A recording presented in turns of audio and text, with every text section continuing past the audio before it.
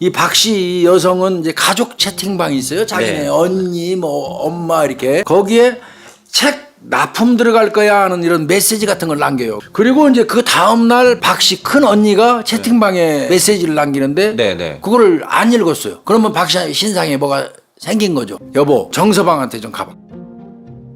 네 마누라가 애 엄마가 연락이 안 된다. 전혀 뭐 놀래거나 당황하는 기색 같은 게 전혀 없었대요. 네. 그냥 바로 다시 박씨 집으로 와요. 여기서 뒤집어지는 겁니다. 딱 들어갔더니 안방 침대에서 피를 흘리면서 사망해 있는 딸이 있고 바로 그 옆에 손주가 죽어있어요. 남편한테도 말해줘야 되잖아. 아주 차분하고 마치 예상하고 있었던 것처럼 대답을 했대요. 이때 진짜 불길한 생각이 엄청 들었대요.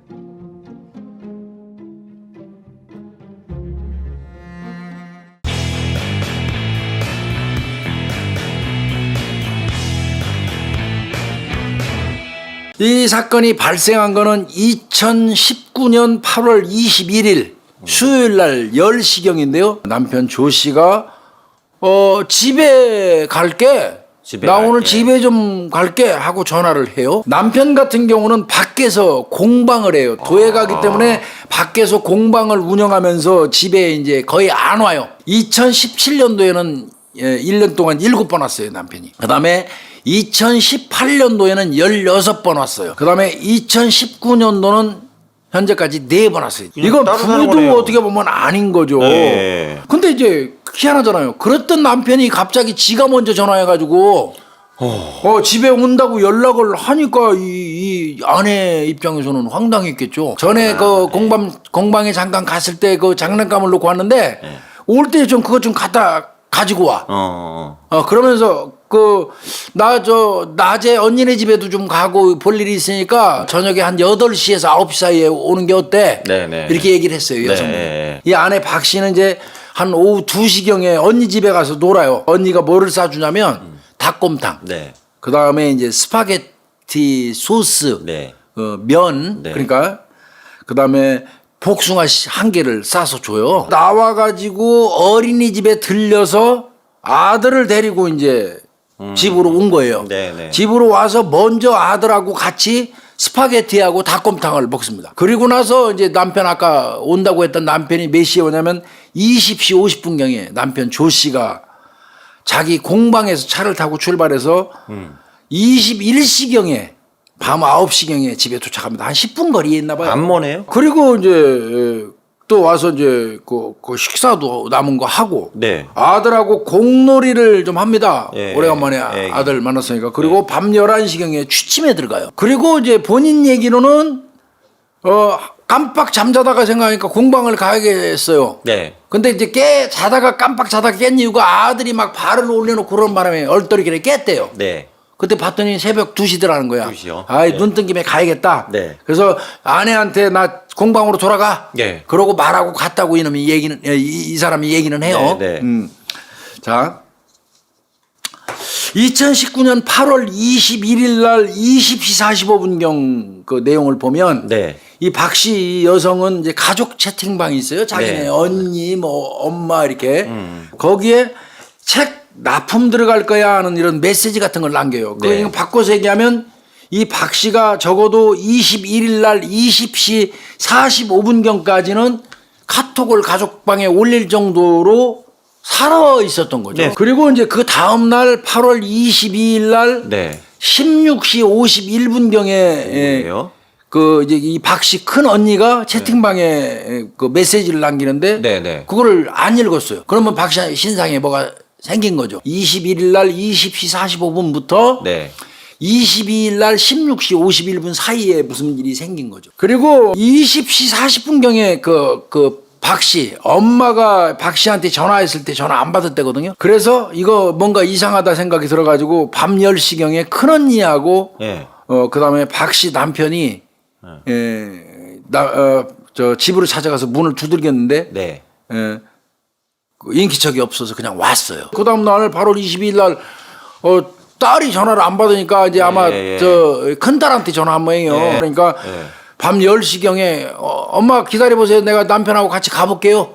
그러고 이제 그 집에 가서 두들겼는데도 인기척이 전혀 없으니까 그러면 외출했나? 네. 그러고 이제 귀가한 거예요. 네, 네. 근데 엄마들은 직감이 있잖아요. 그래서 남편한테 여보 저 그 정서방한테 좀 가봐. 예. 공방에 공방으로 좀 가봐. 예. 얘가 지금 얘가 연락이 안 돼. 아들을 데리고 밤 10시 반경에 이제 그 이 조 씨의 공방으로 가는 거예요. 공방으로 가서 공방 두들기니까 네. 그때 이제 이 조 씨가 나와요. 어떻게 오셨어요? 네 마누라가 애 엄마가 연락이 안 된다. 자네 뭐 아는 거 없어? 안 왔는데요.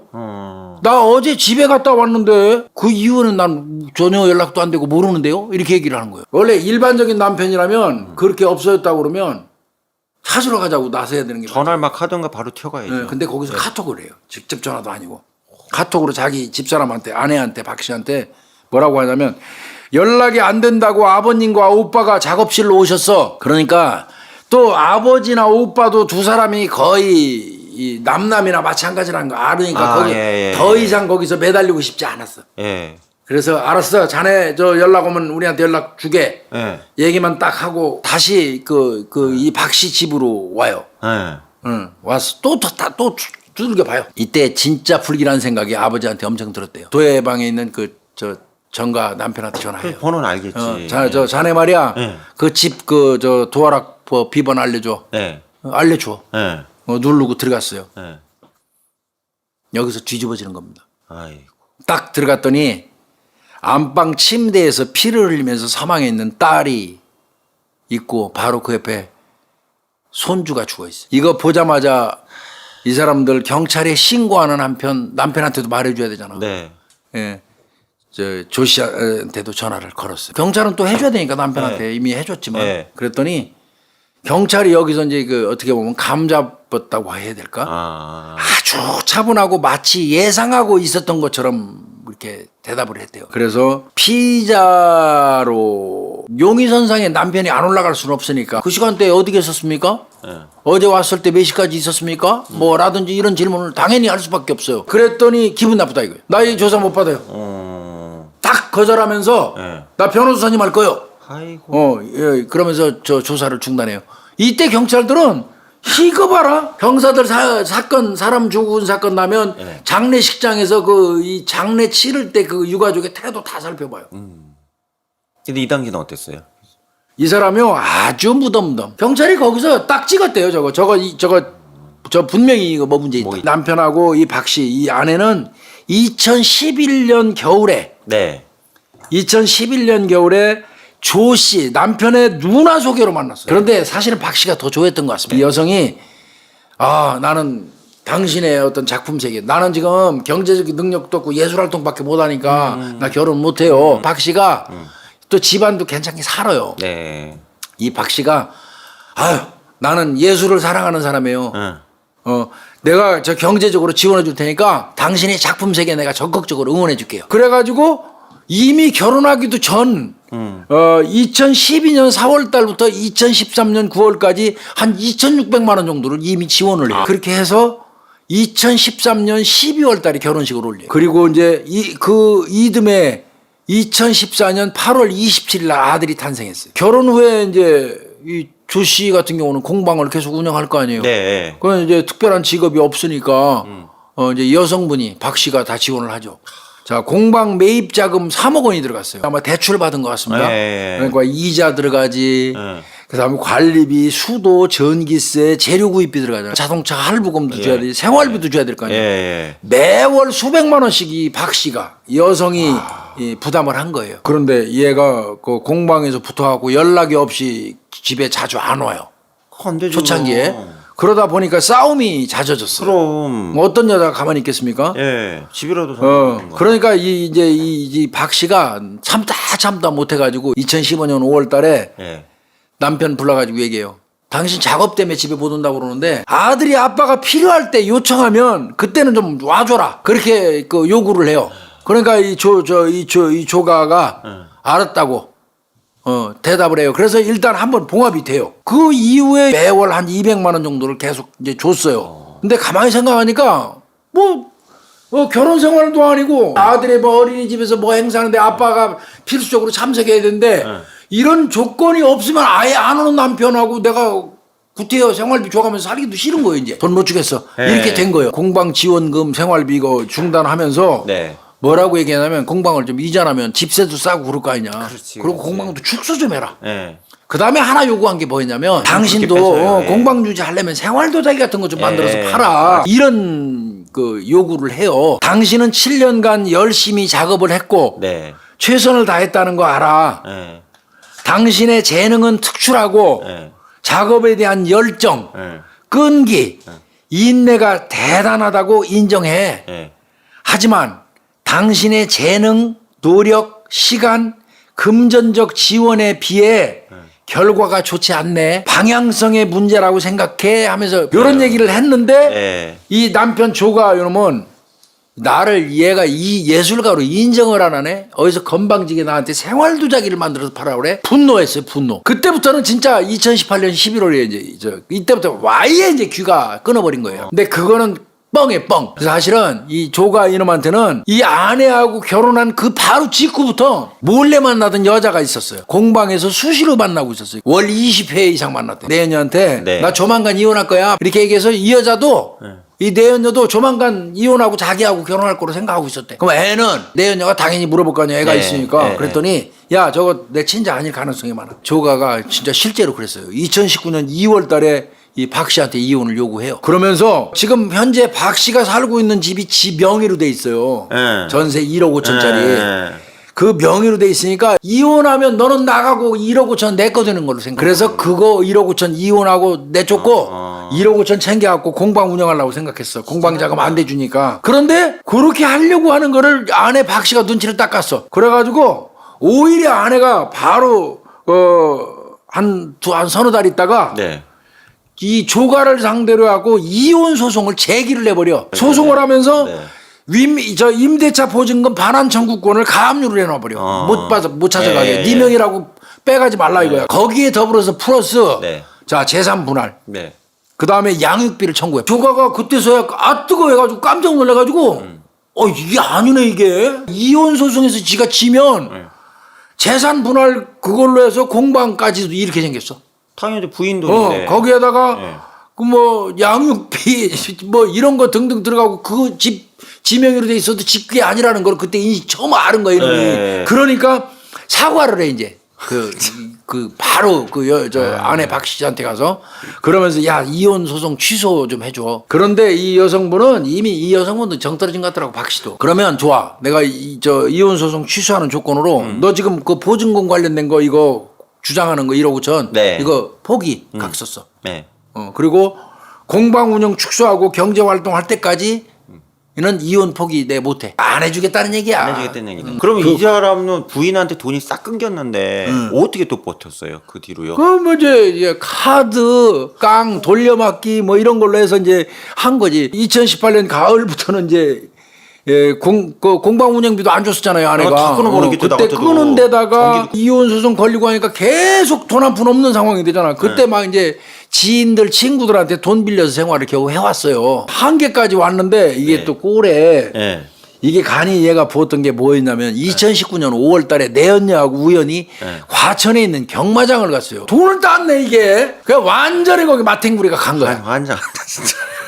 그래갖고 매주 2번 내지 3번은 내연녀하고 경마장을 가. 2019년 6월 달부터 8월까지 한 2달 사이는 자기 부모, 누나, 지인들한테 돈 빌려갖고 경마장에다 막 배팅하는 바람에 그나마 경마장에서 따가지고 왔던 돈까지 다 탕진하고 얘가 나중에 검거됐을 때 잔고가 3만 원이에요. 어쨌든 교수님 수사는 들어가야 될 거 아니에요? 그렇죠. 이제 8월 22일 날 23시 26분경에 이제 현장에서 죽어 있는 거 보자마자 이제 경찰에 신고하니까 경찰 광역 과수팀 현장 감식을 하는데 그 현장 자체가 재개발 구역의 오르막길 중턱에 있는 빌라래요. 살고 있는 집이. 상당히 또 이게 가파르겠네요. 사람들 왕래가 별로 없고요. 강제 개방을 하고 들어간 흔적이 있으면 외침에 의해서 어떤 범인이 있을 수 있잖아요. 그치, 그래서 중요하죠. 살펴봤더니 창문도 다 닫혀 있고 없고 닫혀 있고. 강제로 누군가 열고 들어온 흔적이 없다. 그 다음에 족적 같은 것도 특이한 게 전혀 발견이 안 돼요. 그러니까 외침 흔적 없는 걸로 나왔고요. 네.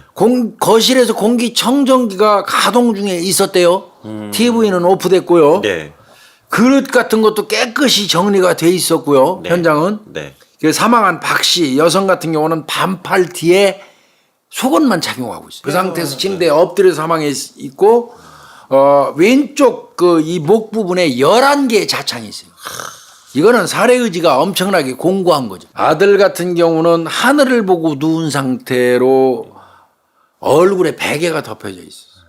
그리고 오른쪽 경부, 목 부위에 3군데의 자창이 있었어요. 아이가 이렇게 누워 있으면 머리를 이쪽으로 두고 있으면 엄마는 이렇게 반대로 이렇게 네. 엇갈려서 누워 있고 네. 목 부위는 엄마 같은 경우는 왼쪽, 네. 아이는 오른쪽에 이렇게 네. 자창이 나 있어요. 이건 바꿔서 얘기하면 왼손잡이, 오른손잡이 구분하기가 좀 애매해. 조씨 이 남편 같은 경우는 이른바 얘기하는 사우스포라이즈 맞아. 주변 사람들 친구들 통해서 확인을 해보니까 왼손잡이인 건 맞지만 양쪽 다 씁니다. 이 친구가 도자기 굽는 거를 시연하면서 또 유튜브를 운영을 했어요. 양손 기가 막히게 쓰는 게 그 유튜브 그 화면이 뜨는 바람에 양손잡이로 자유자재로 써요. 자, 현장의 침대는 완전히 피로 물들인 상태였다 그러니까 범행 발생 장소는 침대 위죠. 네, 네. 그다음에 침대 머리 부위 이쪽으로 비산혈이 있더래요. 그다음에 냉장고 화장실이 이렇게 문 앞에 그 옆에 냉장고가 있는데 네. 그 옆에 빨래 바구니가 있는데 네. 거기 수건이 2개 정도 들어 있었어요. 경찰이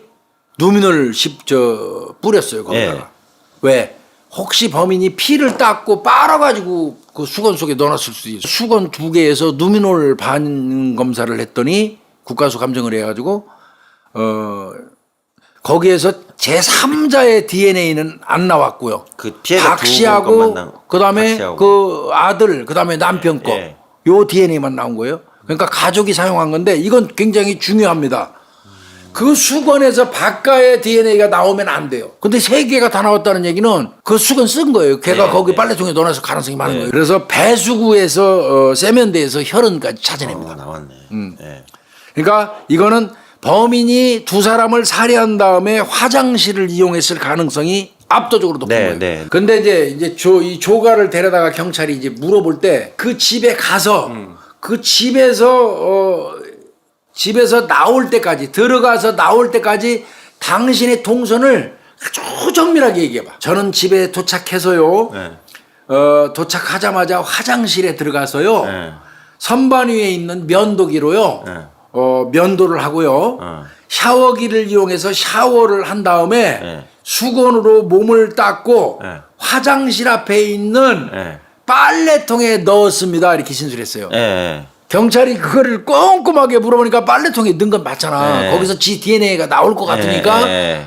그거를 얘기를 한 거야. 그러나 네. 경찰이 확인한 바에 따르면 네. 화장실 내에 있는 면도기에서는 쓴 지가 하도 오래됐기 때문에 그 이 조가의 DNA가 안 나왔어요. 그러니까 얘가 집에 오자마자 샤워하고 면도하고 샤워하고 그랬다는 건 거짓말인 거예요. 그다음에 이제 샤워했다고 그랬죠. 그럼 샤워 나와야지. 만졌지 샤워기 네, 네버. 예. 네버에서도 뭔가 나와야 돼요. DNA가 안 예. 나왔어요. 안 나왔고. 헤드 부위에서도 안 나왔어요. 네.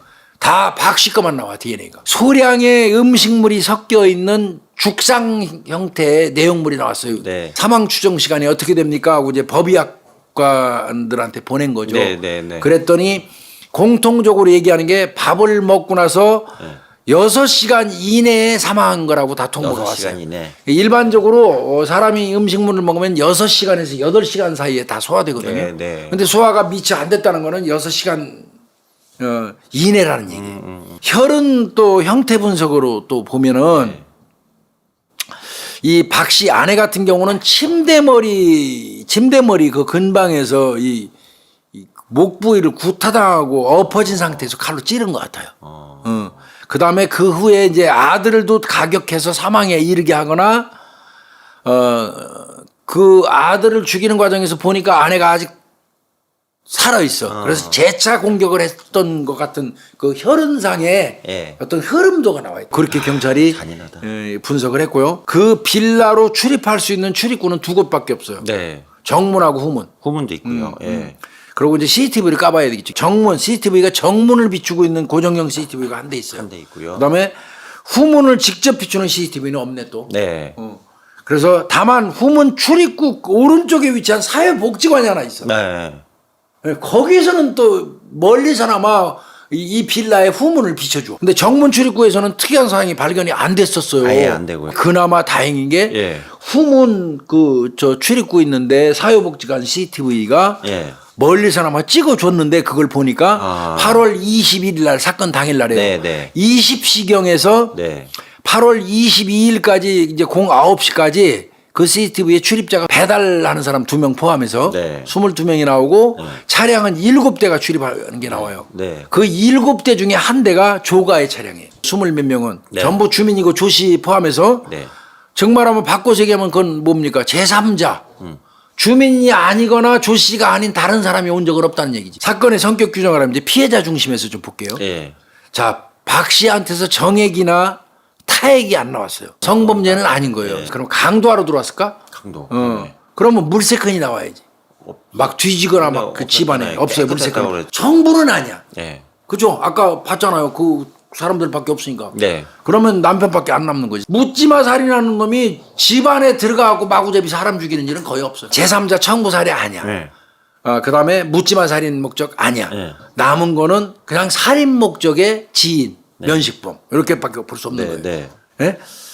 자, 그러면 좀 더 이거를 증거를 면밀히 하기 위해서 휴대폰 분석해야 돼요. 사망한 박 씨 휴대폰 충전 시간이 네. 22시 05분이에요. 네. 충전 시간이 그 이후부터는 사용 안 했어요. 그런데 8월 22일 날 그 다음 날에요. 네. 01시 27분경에 충전기에서 휴대폰이 한번 분리가 돼요. 자거나 무슨 일이 생겨서 죽은 뭔 거예요. 일이 이게. 생긴 건가. 예. 그런데 8월 그 다음 날이 넘어가고 01시 27분경에 휴대폰에서 충전기가 분리돼 가지고 빼져 가지고 그 휴대폰이 현장 검식을 할 때는 침대하고 매트리스 그 사이에 틈사구니에서 발견이 됐어. 박 씨가 스스로 그 틈에다가 갖다 자기 휴대폰 넣을 이유가 없잖아. 그럼 범인에 의해서 옮겨진 거예요. 휴대폰을 또 분석을 해보니까 10시 23분경에 밤 10시 23분경에 수신된 지인의 카톡도 안 읽었어요. 그러면 휴대폰 충전기가 분리된 시간대에 조 씨는 어디 있었어요? 집에 있었죠. 자, 그러면 조 씨를 당시 상황에서 좀 판단을 해보자고요. 네. 고정 수입이 이 조가 같은 경우는 28만 원이었대. 28만 원. 예? 돈 안 주기 시작한 게 아내가 2018년 11월부터잖아요. 네, 네. 그때부터 카드론 현금 서비스 같은 걸로 3,850만 원을 대출받았어요. 그러니까 빚더미에 올라앉은 거예요. 휴면 계좌 정리, 청약 저축도 해제하고 카드 포인트 현금 전환도 하고 예. 돈 걸 수 있는 건 다 하는 거예요. 카드론 현금 서비스 뭐 이런 걸로 돌려막기. 그런데 아까 말씀드린 것처럼 2019년 5월 19일부터 네. 8월 16일까지 23차례에 걸쳐서 경마장 출입했어요. 그래서 아, 이게 얼마 잃은 줄 아세요? 얼마나 잃었어요? 730만 원 잃었어요. 궁핍한 경제 상황이 결국은 살해 동기로 종합적으로 분석하면 조가는 공방에 대한 애착이 엄청 심했다. 그런데 그 아내 박 씨가 2019년 6월 달에 이혼 소송을 제기했다. 네. 자, 큰일 났어. 실제로 이혼이 되면 박 씨한테 받던 매달 150에서 200도 못 받고 예. 공방 운영은 이제 이미 거의 불가능해지고 네. 그런데 돌이켜 생각하니까 박 씨가 만약에 죽어주면 네. 지가 수령 가능한 사망보험금이 1억 7,500만 원 있어요. 거기다가 오피스텔 2채도 있었어요. 거기에서 월 임대료가 400 나왔대요. 그러니까 박 씨 같은 경우는 결혼하기 전부터 좀 부자였다고 그랬잖아요. 예. 거기에서 200만 원씩 이 새끼 밀어주면서 공방하도록 한 거지. 그러니까 그것도 지가 꿀꺽 먹을 수 있어. 죽어주면. 그 다음에 아까 얘기했잖아. 저 빌라 전세보증금 1억 5천. 그것도 지가 먹을 수 있고. 예. 그럼 상당히 많은 거지 이놈 입장에서는. 그냥 오피스텔 2채는 그냥 놔두고 400씩 매달 받을 수 있고. 그 내연이한테 그 얘기를 했어요. 나는 결혼해가지고 박 씨 아내하고 내가 성관계한 게 딱 10번 정도에 불과하다. 그런데 어떻게 애가 생기냐. 결론적으로 얘기하면 네, 네. 이 사건은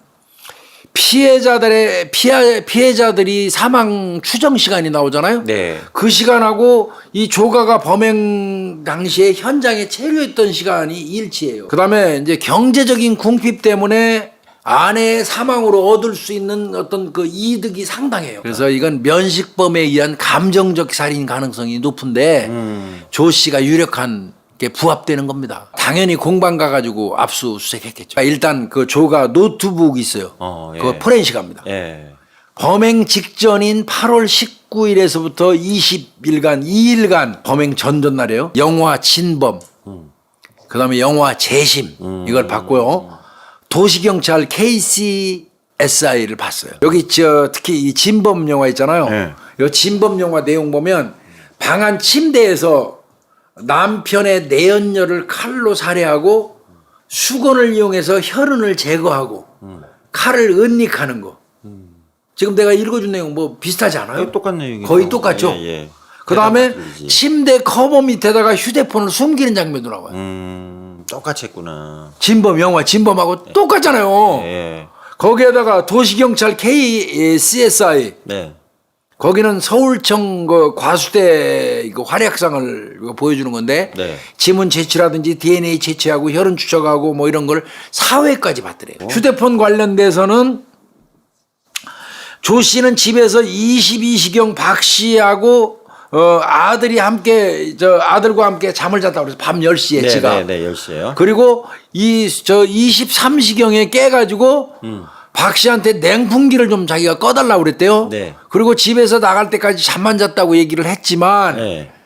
여기서 또 이게 허점이 또 나와요. 23시 55분 52초경에 네. 휴대폰이라 그래요. 네. 휴대폰으로 막권을 구입할 수 있는 경마 어플을 실행해요. 경주 정보 버튼을 또 터치하고. 그다음에 이제 23시 59분에 어플을 종료해요. 그러면 잠만 잤다는 게 거짓말이잖아. 그 시간대는 23시 요 때는 저 위내용물 시간으로 봤을 때 두 사람이 이미 죽어 있는 상태야. 네, 네, 네. 그 시간대 유일하게 깨가지고 경마 어플한 놈은 지밖에 없잖아. 22일 날 새벽 02시에 공방으로 갔다 그랬죠. 네, 2시에 갔다 02시에 가가지고 08시까지 공방에서 사용하는 전기 사용량을 경찰이 조사를 했어요. 그 칼이 어떤 칼이었냐면 네.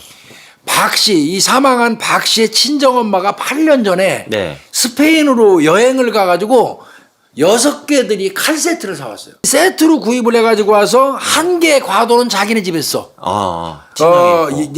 그래서 5개는 딸네 집에 준 거야. 네.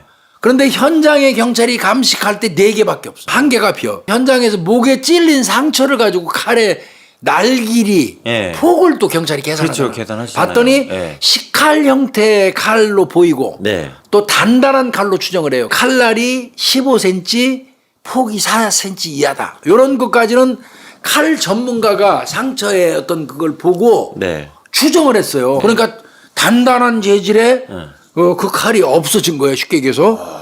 그러니까 경찰 입장에서는 이거 어디다 갖다 묻었거나 아니면 전기 사용량이 죽고 난 이후에 그 집에서 공방으로 돌아오고 난 다음에 갑자기 전기 사용량이 막 늘어난다는 얘기는 전기 풀로 썼다는 얘기잖아. 그렇죠. 그러면 칼로기는데 사용됐을 가능성이 많은 거야.